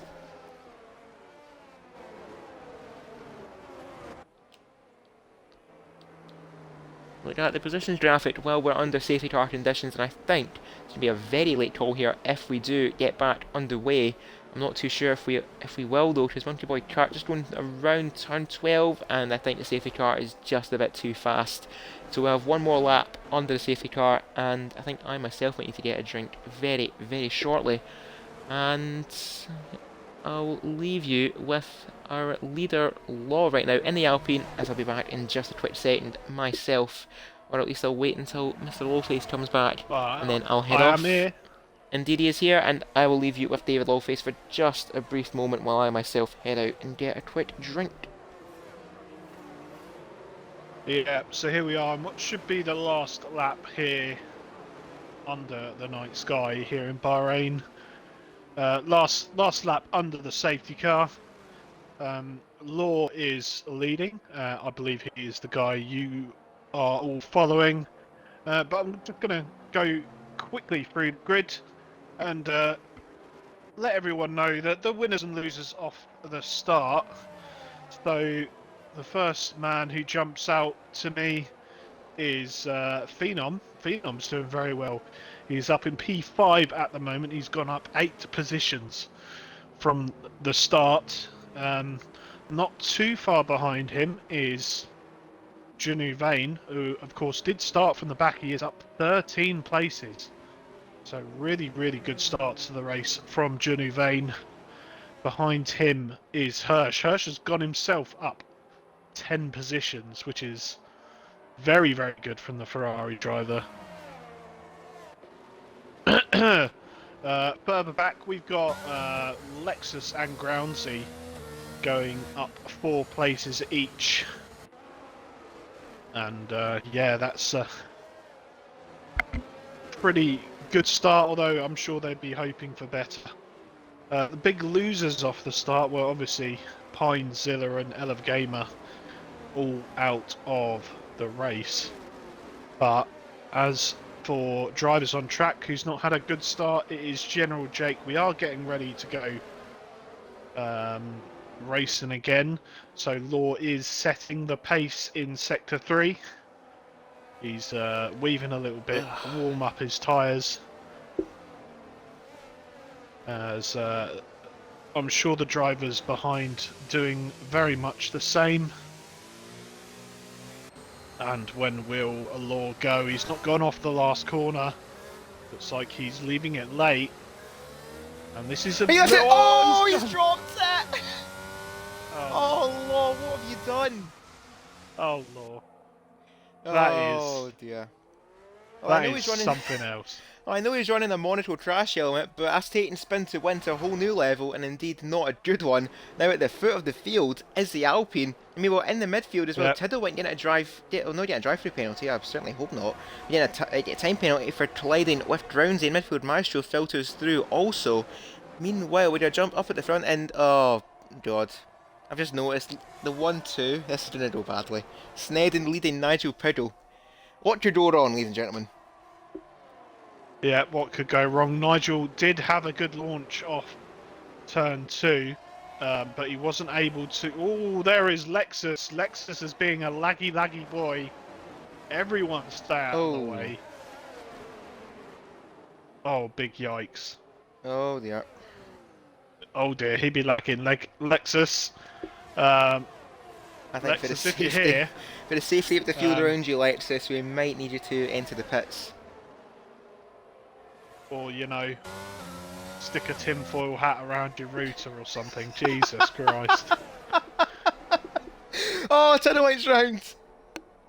I think Tiddlewink heard you in the stream, and he's rather spun out after hearing what you recommended to Lexus, but indeed it's not been a good restart for Law or Tuddlewink, but Snedden leading him to start lap 10 of 29 with a 7/10 of a second lead over Nigel Piddle, echoed by Jaftmaster in third. Jaftmaster never having the luck, but so far it's going to plan for the Alfa Romeo. Phenom up in fourth, and a familiar tale from last season, Phenom knowing that he just has to finish in the points and he'll take a giant step, at least have the pendulum swing in his favour in this early stages of this championship fight with Pines out of the race, albeit not quite through his own fault, but Phenom knows he's got to store as many points as he can here. Yeah, I've just taken a quick look at this battle for the lead, and these two very evenly matched. Snedden was better on the last lap. This lap so far, Piggles had the upper hand, but he's not been able to get past, so he's just keeping it cool. Maybe waiting until the DRS becomes active. But while he bides his time, this man behind the Alfa Romeo of Jaff is waiting in the wings. Indeed. As is fourth, fifth, and just about sixth as well. So just about everyone, I think, in the top tail light, everyone, I think, in the field. We're all in close proximity here in Bahrain. As Nigel Piddle looking for a move in towards the final corner, or just maybe picking his braking point. Meanwhile, further back, we got Reese and Diamond in their own little private duel here. The McLaren against the Alpha Tauri, both of them running wide off the track. But Diamond looking to get the slingshot from behind the McLaren. He's going to try and level ped with Reese in towards turn one. He's going to have the inside line. He's going to brake. Who's going to brake the latest of the pair of them? Hirsch ahead of them. Diamond late on the brakes. He just about avoids the Ferrari. That was very, very close there from the Alpha Tauri. And Diamond, with that late braking, just about got it slowed down. But he is fully back ahead of Reese and back into 8th place. That was very, very close stuff indeed. yeah, good, hard and fair-ish battling from these two. So the last corner of lap 10. A little bit cheeky from Reese, pushing Diamond off the track. He did manage to keep his foot in and get the move done into turn one. Up at the front. I think Snedden's went round, and Nigel's selected him. And what on earth has just happened? Snedden now fallen to the back of the field. Oh and look, he's with Law again. Oh, look, funny that. And to the wing, it's just not went well for him.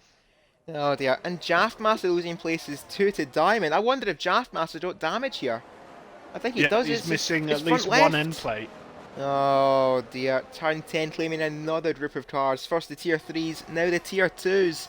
Jaftmaster, an innocent bystander, and he's got into the pits this lap, and Tiddlewink is just doing his own sympathy spin. Not even a symphony spin, it's just a sympathy spin for Tiddlewink. Yeah, bittersweet for the Ferrari driver down at the back. A bittersweet spin pony? I don't know. Oh, Lexus just about avoid Silverside boy, but Law just says thank you very much. I'll scoot through and take 11th place. That looked very juicy into turn one between these guys, and more luck by judgment that I got to have a look at that. Silverside boy has not had the best of restarts. He's down in P10. He is only on the hard tyres. Technically speaking, doesn't have to pit again, but it's going to be a tough ask to take those tyres to the end and maintain a decent pace. We've seen as well from the tyre graphic, we got the Diamond and Silverside boy, both of them pitting under the safety car, so 6 laps on their set of hard compound tyres. We got Jake as well fighting away with Reese, and Reese he's just no match for the Mercedes man. And Jake, I think, getting a very, very good reminder here, and a very, very quick reminder what tier he's in, because tonight it's been absolutely nose to tail from the entire field. One mistake can spell doom for everyone, and that opening lap for Jake might have been his little bit of doom and gloom. He is on the up though, he's up in 8th place, but still yet to make his pit stop. But if he does, I think he's going to try and hold out for a late safety car, as I'm seeing people merge into the pit lane. That's Shadows the first of the front runners on the medium tyres to make their pit stop, so ready to go for a very, very early undercut here. Yeah, so actually around lap 12 is when we expected to see these medium runners start coming in, and that will be a one-stop, obviously going on I to the think, hards now oh, to the end. oh, massive crash, Lexus and Law. I think that's a desync between the pair of them, both of them going straight on at turn 2. Um, I don't think many could have well, been blamed for that there. Lexus without their front wing, and Law has somehow survived that without any damage. They're a very lucky boy if they have. yeah, Tiddlewink has called it a day. Not ideal from the Ferrari man today, but on the other hand, the other Ferrari driver not doing too badly. Hirsch is up in P4 at the moment and looking good value for that. He's keeping with Junuvane in front, which is, well, fantastic to say the least, especially from a Ferrari perspective. And what's happened to Law? Law's dropped down. I think Jaffmaster's got past. I suppose that'll be fresh medium tyres for you. Yeah, Jaffmaster having to make their pit stop after getting caught up at the turn 10 collision, I think. No surprise involving Nigel Piddle and Snedden, the latter of the two, down in 14th, so they got caught up in it as well.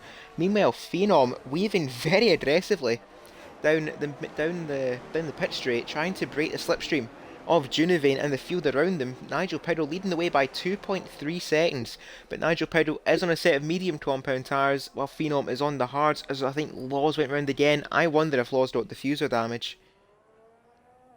Yeah, that could very well be a possibility.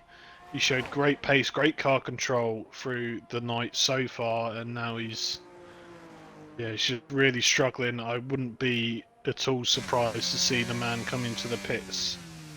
I mean, it's his pit stop anyway, so maybe he'll come out again. Lexus has pit, obviously, and Law has indeed retired in the pits. Yeah, Lexus getting a new front wing and a fresh set of mediums on the car. And, well, let's just hope that Law's car does not come out of the pits and get in the leader's way, come into turn 1. Indeed, And just as here's I say hoping. that, his car's coming out the pits. Thankfully not with everyone going down the main straight in towards turn 1 though, so it should be okay. Meanwhile, Junuvane, he's starting to get a little bit antsy behind the back of Phenom. He's weaving, trying to look for a way past him left and right, but it's just not working for the Red Bull driver. Nigel Piddle, 3.2 seconds clear, and as he's into the pit lane now, it's going to be crucial for the field around him. Phenom trying to break the slipstream. Behind him is Junuvane, alongside him is Junuvane, and now ahead of him is Junuvane into the breaking point of turn 1. Oh, It's round the Phenom outside. forced wide, now the inside for turn 2. Very good respect from the pair of them. Who's ready to DRS down here? Oh. It's going to be Phenom against the DRS, and now Hirsch looking to fight his way through against the Red Bull in towards turn 4. And he's just about gets it stopped, but Junuvane trying to hold it around the outside, and look who's showed up on the scene. It's Diamond, who's from absolutely nowhere up to 4th, and now Junuvane looking to get by Phenom. Hirsch has just said thank you very much. Oh, Diamond's tagged Junuvane! And Reese has got no front wing. What's happened there? Reese has lost his front wing somewhere. Is that a visual bug? I think we've been Nope. done by visuals. He Oh, had- Reese is round. Yep, he had no front wing, and you could definitely tell at the turning point of that corner. It could be that he hit the back of Douche, which then caused him to hit the back of... which caused Douche to hit the back of whoever it was, can't remember. Junuvane. Junuvane. Now down in 10th place is Junuvane, and that's completely ruined the Red Bulls race. Meanwhile, I think this is going to be Hirsch's pit stop window. He's got no battery, but he will have DRS at least. He might go around for one more lap and try and bolt on a set of softs to the end. We did see it being considered in the Tier 1 race, but no, I think that it's just too much for Hirsch. He's going to box this lap and put on a set of hards to go to the end. So now, I think it's going to be a straight fight here, possibly, between Diamond, and if he can get close to him, Silverside Boy. Oh, and I think Junu. Junuvane speeding in the pit lane. It's just went from bad to worse for the Red Bull driver, and the Red Bull team this evening, what looked so good in Australia, has been absolutely turmoil here in Bahrain. Yeah, so 3 people in the pits at the moment. That is, of course, Hirsch on your screen, Genevain, and Reese, who I can confirm legitimately had no front wing, for he now does have one. So fresh mediums for those guys going out. And Hirsch, of course, onto the harder tyres, and he's fighting with Snedden at the moment. Snedden coming back into it, and he has got past Hirsch, who is, of course, in the process of warming up those hard tyres. They will take a good sector or two to bed in. You could just see the turning wasn't there for Hirsch round into turn 6, and kind of hopefully they're there for him right now. You don't want to get sucked off to the right-hand side of the track there, as we've seen a good couple of times tonight already. There's a fight for the lead going on. Indeed, Diamond and Phenom, both of these drivers, and Phenom is going to peel into the pit lane. That now means Diamond is our net leader of this race. Oh, Phenom. It's just not going well here. Meanwhile, we got Jake still going strong here as Drowsy gets past him currently. And Alpha Tauri 1-2. Where we saw that before? Alpha Tauri are making a habit of this so far across our tier categories, but Jake, recovering very well despite not making his pit stop yet, is now currently up in the podium places. Silverside Boy up in 4th, and Drowsy as well. If Drowsy can keep his nose clean here, he is on for the win. And Diamond Douche still has that 5-second penalty for speeding in the pit lane, but I think he mentioned earlier that he's made his case, and he said that he was doing the pit lane speed limit, but the game still gave him a penalty, so that should be something for the stewards to talk over about later. I'll tell you what, I know why that happens, and it is because you actually are going in the 50 point somethings, but you can, if you slow it down like I did, I can't remember whose clip I slowed down, but you do actually see frame by frame the car going across the line over the speed limit. But of course that is a different case. But I am gonna call out Diamond just right now. Just say, nah, mate, you're having us on. Anyway, but Diamond, I think he was having us on. He was saying that he was slow around here because I beat him in tier 3. What do you call this? He's leading the race on lap 18 of 29, just over 11 laps left to go. 11 laps? Yeah, 11 laps left to go. No, 12 laps, pardon me. 12 laps left to go. As that ERS light for the back of Diamond is starting to flash. He's below 10% ERS, and Drowsy having the DRS, but he's not using his battery yet. Meanwhile, Silverside Boy tucked up behind Jake so far in that Mercedes, but Jake still has to make that pit stop. So I'm wondering if Jake is going to try and prolong his stint, maybe onto a set of softs, or this is going to be his pit stop window within the next lap or two. And yeah, he's still quietly doing very well, Silverside Boy. Up in P4, and well, he's not looked out of place in this front pack. Not too bad anyway.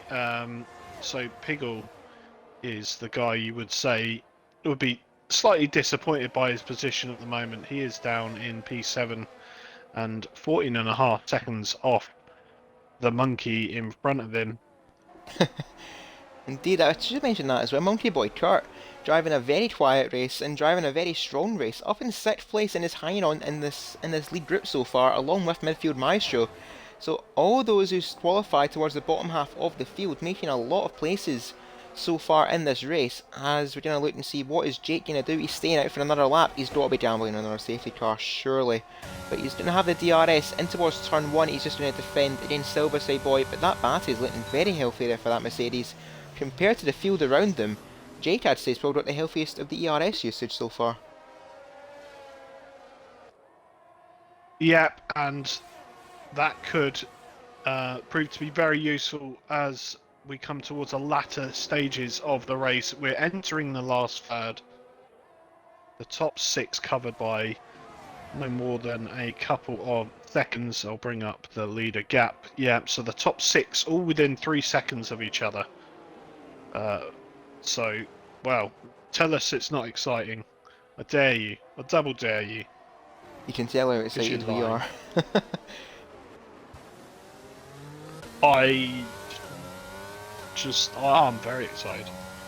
It's Friday night. I've had a shit week at work, and I've got a JD and Pepsi in my hands. So what's not to love? Hey, Saturday's tomorrow. It's all downhill from here. Yeah. Anyway, we're gonna look towards this fight now for P3. Jake is actually starting to close up to the back of Drownsy, and I'm wondering, is Drownsy gonna try and play a few team games here? Is he gonna try and back up the field to let Diamond roll that 5-second gap? Because Silverside Boy's battery is not looking very healthy. Drownsy's battery isn't looking too much better, and Diamond's battery almost non-existent. And Jake, again, going for another lap. He's really helping the field behind them stick within this DRS train. But now we look towards Mounty Boy Kurt here. That ERS light flashing also in the back of that Alfa Romeo, and that's really hindering them in their fight with midfield Maestro. Maestro up in P5 from, I believe it was 15th on the grid after trashing it in qualifying. And as well, Silverside Boy from P11 up in 4th. Jake started 3rd, fell down the field, now back up to 3rd. This has been a race full of recoveries so far. As as Tijim's in the chat saying this race is not exciting through gritted teeth. We're calling you out on that one, Tijim, you absolute liar. Yep, as well, General Jake, I'm sure it's ruining the fact that he does indeed have to come in and pit.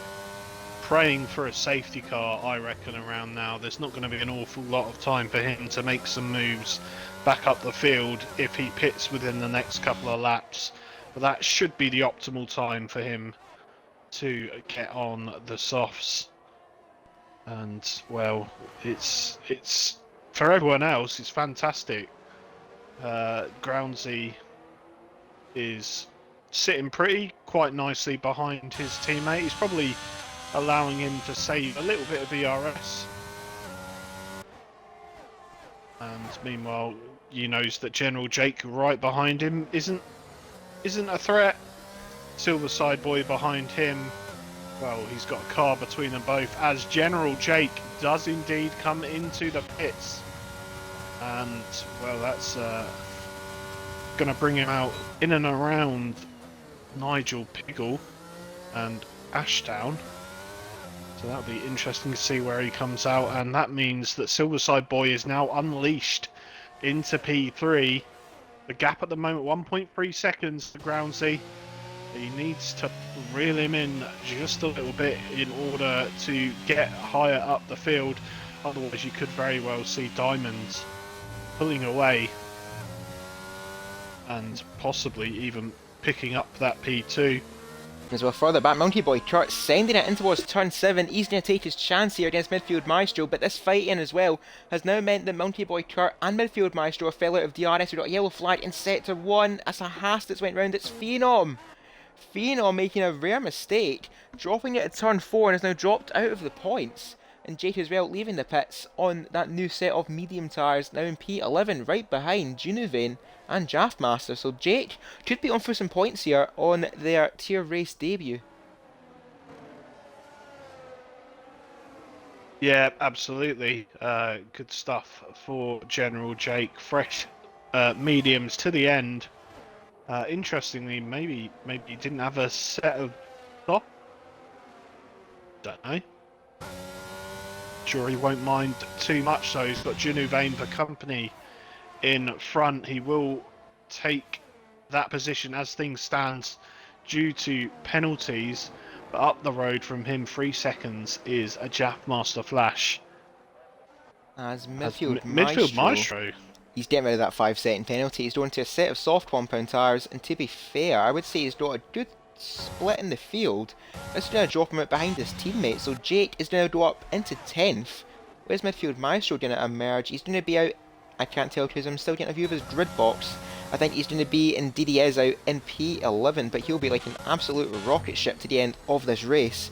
And as well, Silverside Boy tantalisingly close to DRS range. He's just over a second, but that slipstream that Drownsy is getting off of their teammate, it's just helping them stay out of reach of Silverside Boy, which must be so frustrating for him. He just can't quite get below 1 second. But meanwhile, Monkey Boy Kurt, he's really starting to grow into this race as well. He's now in DRS range of Silverside Boy. and Nigel Powell still up in 5th. Wanting, I think, probably one of the few drivers who's wanting a late safety car in this race to try and catch up to the front 5, some 12 seconds down because of the earlier safety car, and he had to stay out, or he elected to stay out, and that collision with Snedden really coming back to haunt them. Yeah, absolutely. So going back to the front, some really good teamwork going on here between Clushy and Groundsy, who are on 17 and 20 lap old tyres respectively. And well, that gap to Silverside Boy in 3rd has just grown by an extra couple of tenths, and that means that Monkey Boy has been able to get just a couple of tenths closer. In fact, he is nearly within half a second coming into turn 4 on a lap 23.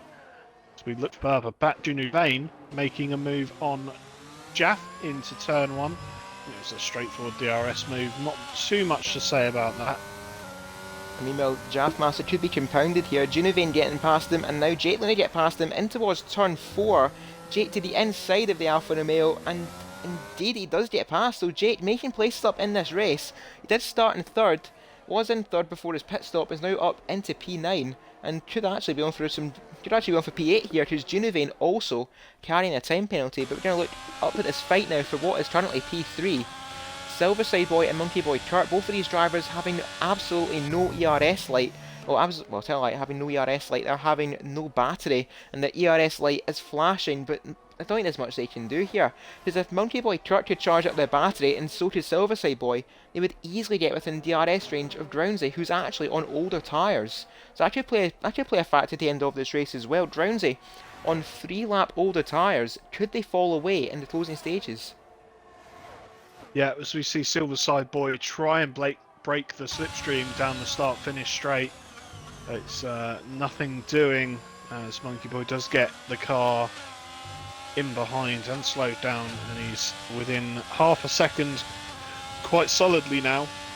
And I bet Silverside Boy wishes they'd maybe get a bit of a bump draft. Alas, bump drafting, thankfully not a thing in F1 cars. So, well, Silverside Boy, if you wanna beat the 2 cars ahead of you, well, you're gonna have to do it on track, and you have to pull your finger out and get that gap back down to less than a second gap at the moment, teetering on the 1.2.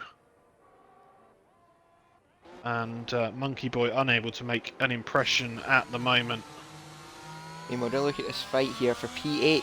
Enfield Maestro catch up to the back of Jaffmaster, and indeed getting past Jaffmaster. Now Maestro right behind their teammate Jake for the evening, as we're just following on board with the Jaffmaster there. I think if Jake is a good teammate here, they'll let Midfield Maestro through on the faster set of soft compound tyres. He should get to the end of this race, and as well, that gap, 1.2 seconds. It went down this lap, but just didn't go down enough, and Drownsy's going to just get... He's actually not in slipstream range of Diamond, and indeed he's just creeping back in slipstream range, but he's not yet as much of an advantage down this main straight as he would have thought. I say that, 1.6 seconds by the time he hit the braking zone, but I think Silverside Boys running a slightly higher downforce setup, so that's really helping them catch up through the middle sector, but they're just so frustratingly out of range, and they just can't seem to close up when it counts. But meanwhile, Diamond doing a fantastic job, towing Drownsy along very nicely. These two working very well as a team.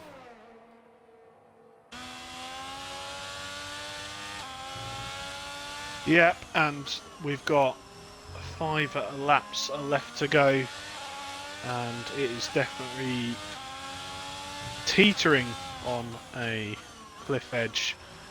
Will Groundsy be able to maintain that more than a second gap to Silverside Boy?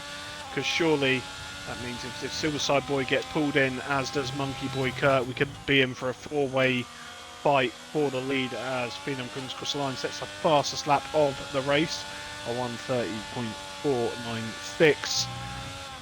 Looking further back, Jake yet let his teammate for the night through, and well, I suppose he is a reserve. There's no real loyalty there, but we've definitely seen reserves do that in the past.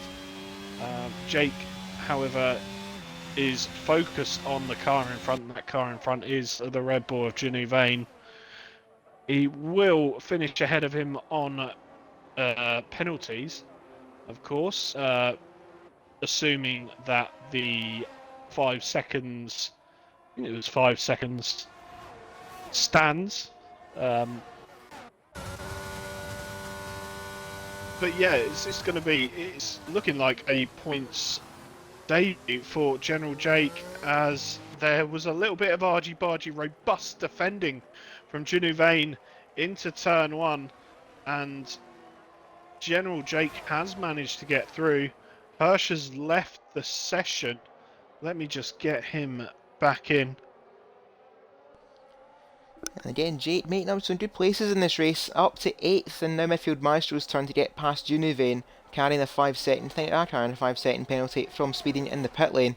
And I think Silverside Boy is just starting to really struggle now. He's dropped back to nearly 2 seconds between himself and Roundsy, and I think that could be race over for the Williams, as Diamond is doing just enough to tow his teammate along, and Roundsy is now picked up a very unlikely victory as things stand. Meanwhile, we're going to look towards the fight for 6th place here between Shadows and Snedden. Shadows putting a lap later than Snedden, Snedden having to pit, I think, for front wing damage at one point, seeing himself down in 7th place. It hasn't been a good night for Snedden. It could have been a possible victory, but it's just not going to be the case. But we're going to look up towards the front. Monkey Boy Kurt having a DRS does get past Silverside Boy. Silverside Boy going to try and fight back down towards turn 1. He just holds it around the outside. The Monkey Boy Kurt up into 3rd place, and now it's going to be his turn to try and catch up towards Drownsy. But 2.1 seconds between the Alpha Tauri and the Alfa Romeo. Monkey Boy Kurt has got a lot of work to do in a short amount of time. Yeah, and what these guys don't want to start doing right now is fighting. Of course, the man in the lead is 3 seconds up the road from Silverside Boy. With a 5-second penalty, if these guys start fighting, it's going to really encourage Diamond to put his foot down and try and get out of that 5-second gap and get himself on step 3 of the podium, maybe even step 2. But as things stand, he will finish in P4. There's a 1.5 buffer between Silverside Boy and Diamond Douche. And, well, from this lap so far, kind of looks like Silverside doesn't have much of an answer to the no traction goodness of Monkey Boy Kurt. And indeed, Drownsy just getting towed along all the more by his teammate. He's not quite getting a slipstream though in this lap, but he's just going to burn a little bit more of that battery. And that gap now between Drownsy and Monkey Boy Kurt, 2.4 seconds. I think that's game over now for who can win the race. I think there's going to be a fight for 2nd place between Monkey Boy Kurt and Silverside Boy, but as mentioned as well, these two cannot fight for as long as they can, otherwise Diamond might pull a gap on them and cost one of them or even both of them a podium. So I don't know if that's going to be the case. Meanwhile, Nigel Piddle, a quiet race since he made his pit stop in 5th. Shadows still fighting away with Snedden, and now Genevieve and Jake. A bit of a role reversal here. Jake defending to the inside, Genevieve trying to hold it around the outside of the Mercedes, and Jake holding on very well to this fight here against the Red Bull in towards turn 4. And Jake to the inside, indeed he does manage to hold on to 8th place for now, and these guys are starting to catch up to the back of Snedden now. This could be a very interesting end to this race. Yeah, Snedden just around 2.1 seconds up the road, and well, of course, right in front of him is Ashdown. And yeah, it's looking exciting. It's going to take something special for neither Silverside Boy or Monkey Boy to get a podium today. Piggle is 8 seconds back from them. But stranger things have happened. Piggle's done not too bad at all. He's run a little bit wide there. I'm going to pretend I didn't see that. That was very, very wide. Anyway, we're on to the final lap. On to the final lap here in Bahrain, as David ponders what Nigel Piddle was doing. Diamond and Drownsy, will these two start fighting? I wonder if that's going to be the case. I don't think they will though, because of Diamond's penalty, but he wants to win this on track. Drownsy wants to win this on track also. But who's going to see the checkered flag first? Is it going to be Diamond or is it going to be Drownsy? Monkey Boy Kurt and Silverside Boy still having their own little private fight for third, as once again Jake and Junuvane. Jake once again holding on very well to the ahead of that Red Bull. Meanwhile, Snedden and Shadows going wheel to wheel in towards turn 4. Snedden to the outside of the Aston Martin, and that Williams, he's trying to hold it around the outside, and indeed he does. Snedden finally getting past Shadows and up into 6th place. Yeah, good move from Snedden. And yeah, getting a sense of deja vu here. Oh, there's contact between midfield and Juno. Oh no. And that is going to cost, well, Juno already had a 5-second penalty, but I bet he won't be happy about that. As we now enter the last sector of this race. So I think we know who our winner's going to be right now. He won't get it done on track. We will get it done on penalties. Indeed he will. He's celebrating up to the line. It's Diamond who takes the checkered flag, but it's Drownsy who takes the win here in Bahrain. Monkey Boy Kurt takes 2nd, and Silverside Boy, another podium for Silverside Boy, takes 3rd. Diamond. Jammy git. That's one way of putting it. I think I was referred to as Silverside Boy, not so much Diamond. Diamond said he's slow around here. Took the checkered flag first, but that 5-second penalty puts him down in 4th. Then we've got Nigel in 5th, Snedden fighting back to 6th. Then we've got Shadows, Jake on their debut in Tier 2, picks up points in 8th. Midfield Master takes 9th, and Jaffmaster takes a sole point down in 10th. But a good evening all round for the Alfa Romeo team. An even better evening all round for the Alpha Tauri team. What could have been another 1-2 is Drownsy, who is number 1 tonight under the lights of Bahrain. Yep, and well, it turns out it didn't matter too much, the fighting between Monkey and Silver, but I think you could tell fairly well once the move was done from Monkey, there wasn't much much that Silverside Boy could have done to get that position back. Drownsy is apparently the game's driver of the day, and we won't find out who Kokon's driver of the day is until a little bit later. But We'll save it for the next stream. Yeah, I cannot believe it. I cannot believe Ferrari's not scored points again. How am I viewing this on stream on my phone before I'm seeing it on my TV in front of me? The podium was like a good 5 seconds before. Ah, yeah. I'm on the old peasant Xbox. And we've got our results on stream just in case. Oh, Hirsch desynced. I did invite him back to the lobby. Oh dear. I think that wouldn't have mattered regardless. Jaffmaster still picking up the final point, but Hirsch now down to 14th. Definitely not what he wanted. Anyway, look at our podium this evening. With Silverside Boy start from P11 up to 3rd. Monkey Boy Kurt from P14 up to 2nd. And your winner with a dread penalty from qualifying is Drownsy from 19th on the grid to take the victory in Bahrain. And Diamond. Well, who saw that one coming? Honestly, I didn't see that one coming. I didn't see this podium. I didn't see this sort of podium, to be honest. From 19th, 14th, and P11 to be our podium. Because in the early stages, Law, Snedden, they were having such a strong race, but Bahrain, it just shows how much of a dangerous track it can be, and how much of an unsuspecting track it can be. It can just cause a collision from absolutely nowhere, or unless you're driving an Alpine, which I'd imagine that was a culprit of that. But I'm not going to hold that to grudge. Yep, as well. We slowly got our way out of the session. Let's get these boys in here, shall we?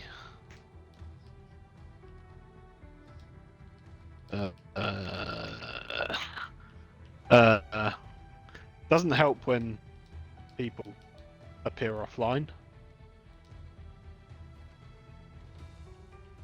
There we go. We got 2 in, just waiting for a race winner.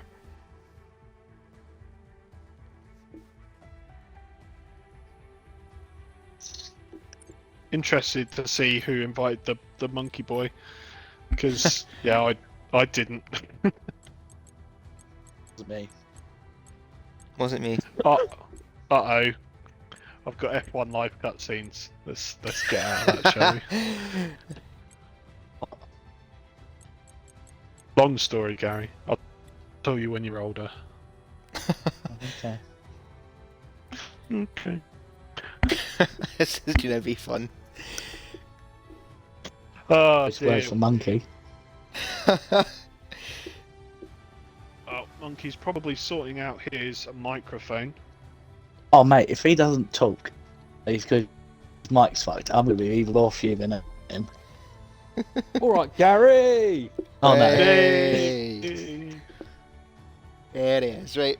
As we wait then for our race winner, Drownsy, to join up for our post-race interviews, it seems only fitting, David Lawface, our third place man, Silverside Boy, and take it away.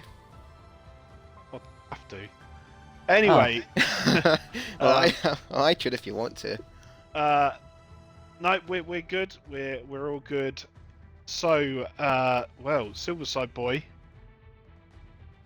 Oh, here you are on the podium. It is round 2, first podium of the season. You've drawn level with me, so well done on that front. I'm going. How was qualifying for you today? I get the feeling that it could have gone better for you. Yes. I thought the free temp I gained on Q1 was for me to be safe, and I really needed to go to the toilet, and there wasn't enough time, so I just retired. So yeah, not the funnest start from best qualifying from myself. Yep, but you definitely didn't let it get you down.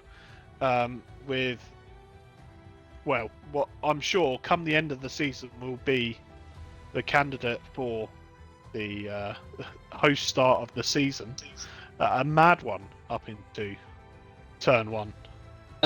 Yeah, I actually, because obviously I get complained about it a lot, I actually tried to not let go before, try to maybe let off a bit so I didn't get as good, but I must have timed it so well that I just launched off and was already past Zero and Diamond, who were saying some choice words once I got past them, and yeah, a bit of kerfuffle behind me, but yeah, can't really say too much because in the end it's the game's fault.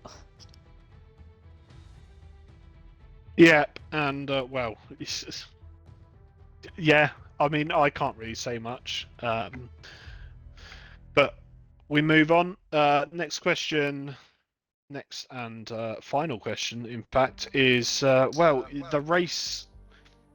It sort of looked like it was going well, obviously with your start. Then it sort of went away from you. Then it sort of came back at the end. Obviously, you were fighting for P2 with Monkey Boy towards the end. How did you manage to battle him for so long on the tyres you were on? I think through what it was in the end was every long, I think sweeping corners I was letting go, like trying to not do much steering input in to try and save the tyres, because I knew that I was getting close to I would be at the point of punctures. I did actually get a puncture at the end of the race. As I crossed the line, I got a rear left puncture.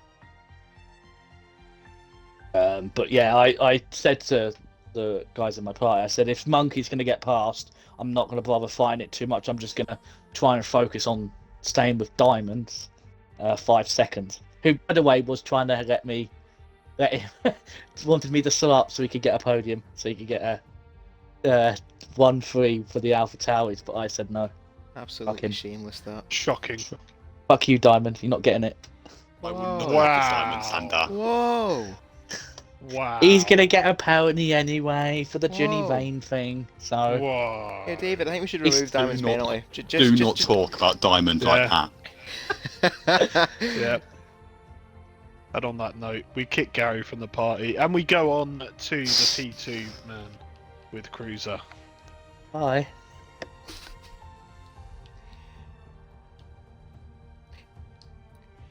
Oh, and I've...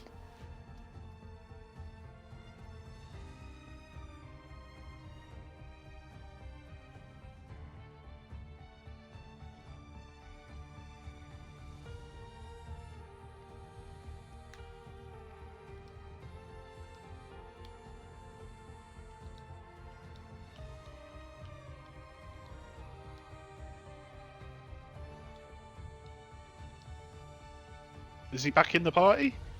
Yeah, it Yes. turns Yeah. out I'm I've so been... confused. Everyone's going. I've been shadow realmed. From Someone your think- own party. I don't shadow down from my own party. That's a new one for me. Did the stream go down or not? No. That's helpful. It's good. Don't ask how that happened because I had to try to kick Silver Side Boy and I got a bit of karma myself, so that worked. Leave it going, Anyway, did yeah. Anyway, so apologies for that. So a second place driver, Monkey Boy Chart. First off, take us through the race from your end. Like, how on earth did you find yourself up in P6 from that early qualifying? No, hold on. And there we He go. can't do shit. It's going That's to be fine. me. I've muted him.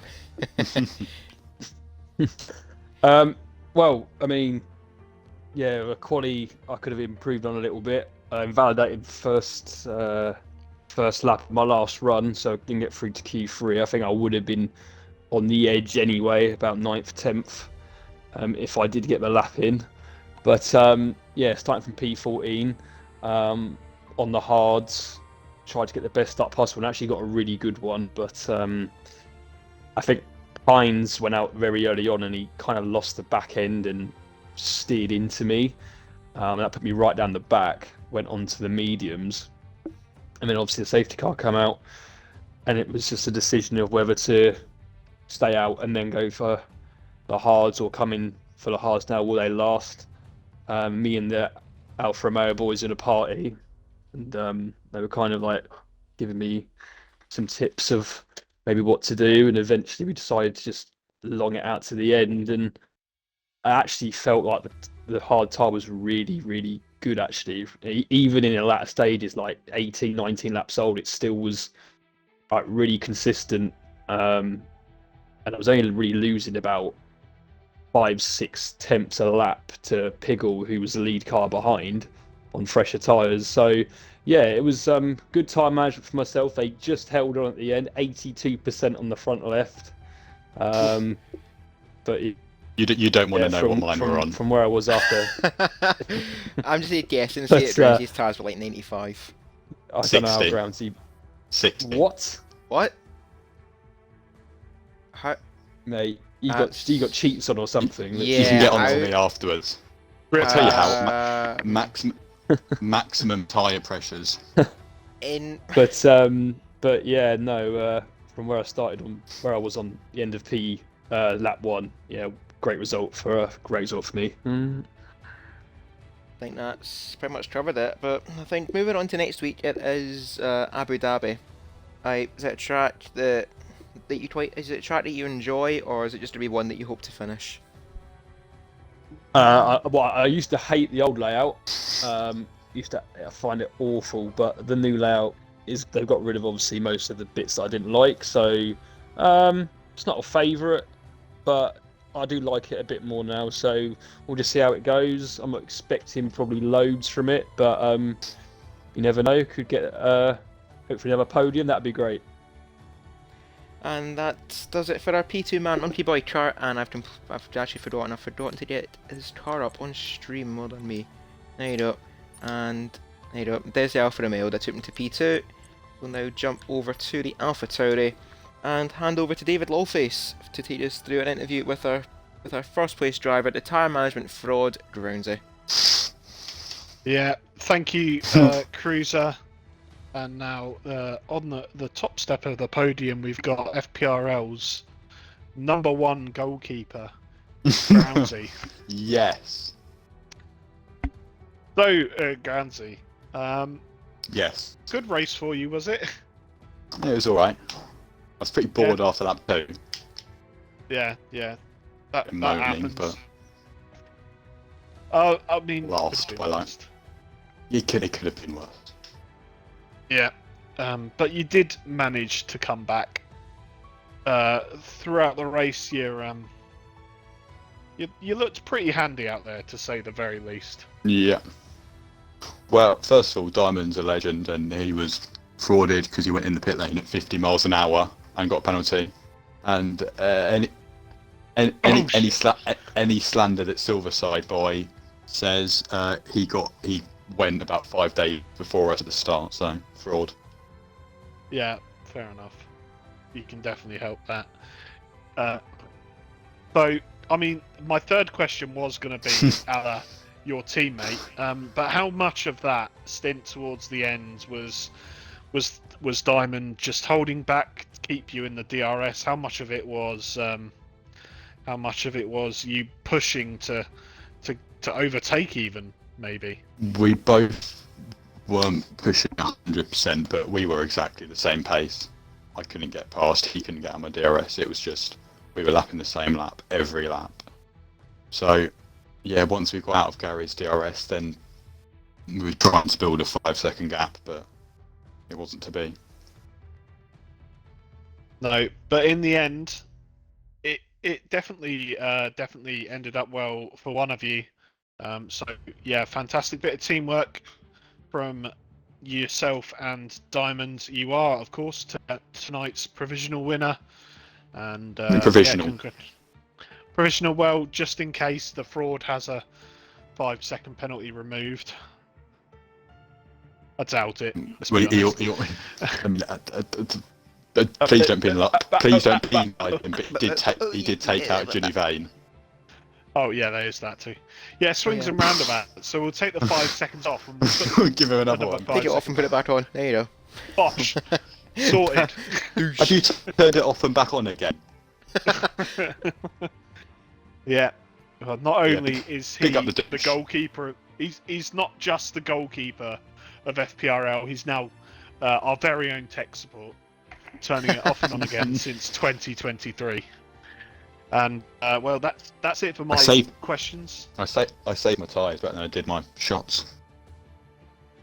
That is very true. It's also not saying much, but That's harsh. we move on. Yeah. This is anyway. better than the last interview I had with David, where it said the week starts on a Sunday night. Yeah. Hungary last year. Yeah. Well, guess what? What? I'm gonna start calling you Groansy again. Please. No, I'm very used to it. Oh, fair enough. In my life, about 2 people Right, have I called think- me correctly. I think we've got to end the broadcast here before we get into a full-blown conversation about name pronunciations. And sorry to Big cut up in the there. douche. I'm sorry to be abrupt there and completely cut off the conversation, but we do have to end the broadcast one way or another. And before we do end, David Lawface, who is your vote for driver of the day? Well, I have not. It's not going to be you, Gary. No worries. Yeah. So, I mean, there's a few names in the hat, but to keep it short and sweet, I'm gonna say my driver of the day is gonna be Monkey Boy. To be honest. That's outrageous. Well, hey. I'm never gonna get one. Never gonna get one. Yeah. This. Has he? Oh well, It never was mind. I did technically twi- I P2, did- but okay. I did Did you- 27. I did did you 27 actually- laps on hards. Did you actually? Oh my god! I kind of feel like I have to take that back because Too I late. thought you started him for. Oh no, because he got It's the too five. late. place grid. He got Too the late. 5th-place grid. No, I can't knowingly give it to someone. He got a Who 5th frauded place someone grid in penalty to quali. go from 19th to No, 19th. no. So Shocking. it's too Shocking. late. Too late. David Lopez No, saving his vote to he Monkey took the Boy blame. chart. There's no return policies in FPRL. Yeah.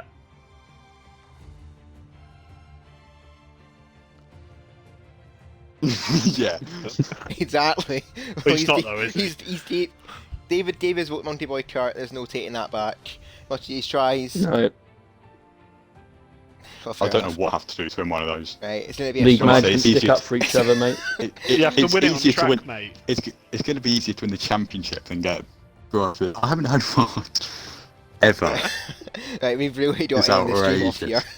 Anyway, What do you mean? Justice. The people Right. they want to hear us talking. Justice. Surely. Justice, short jam ending. on toast. Short ending. From obviously FPRL. Good night. Justice for Goodbye. We're Ramsey. going to be arguing long into Big the up night for this Douchey. one.